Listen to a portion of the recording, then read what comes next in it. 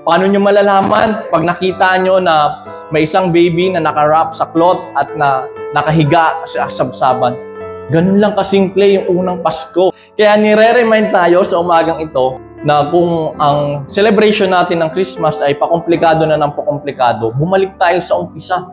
Even sa ating faith ngayon, pakomplikado na ng pakomplikado. No? Maraming simbahan ang nagtuturo na kailangan makadaan ka muna sa ganito.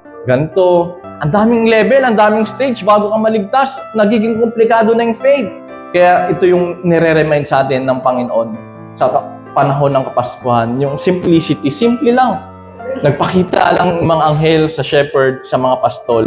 Yung mga pastol lang din yung nagbalita at nagbahagi na pinanganak na si Jesus, pinanganak na ang tagapagligtas.